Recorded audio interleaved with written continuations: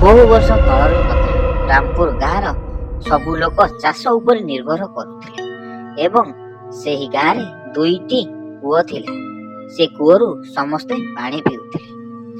କିଛି ଦିନ ପରେ ଗୋଟିଏ କୂଅ ଅଚାନକ ଶୁଖିଗଲା ଏବଂ ଅନ୍ୟ ଯେଉଁ କୂଅଟି ରହିଲା ସେଥିରୁ ସମସ୍ତେ ପାଣି ପିଇଲେ ଏବଂ ପାଣିର ଅଭାବ ମଧ୍ୟ ଦେଖାଗଲା।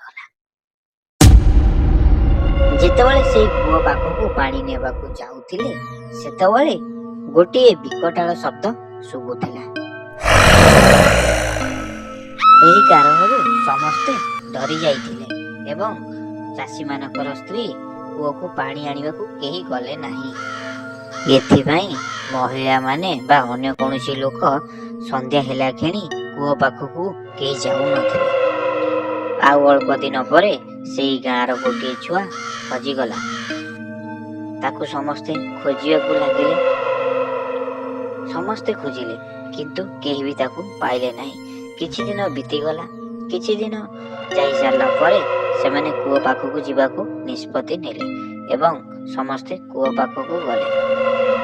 ସେଠାକୁ ଯାଇ ଦେଖିଲେ ଯେ କୂଅ ଭିତରେ ସେ ଛୁଆଟି ପଡ଼ି ରହିଛି ଏବଂ ମରିଯାଇଛି।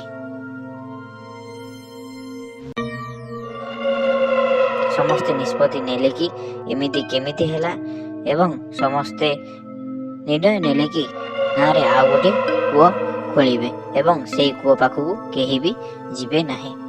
ସେମାନେ ସମସ୍ତେ ସଙ୍ଗେ ସଙ୍ଗେ କୂଅ ଖୋଳିବାକୁ ଆରମ୍ଭ କଲେ ଏବଂ ସମସ୍ତେ କୂଅ ଖୋଳି ସାରିଲା ପରେ ଆନନ୍ଦରେ ନାଚି ଉଠିଲେ ଏବଂ ବିକଟାଳ ଶବ୍ଦ ଶୁଭୁଥିବା କୂଅ ପାଖକୁ କେହି ବି ଗଲେ ନାହିଁ।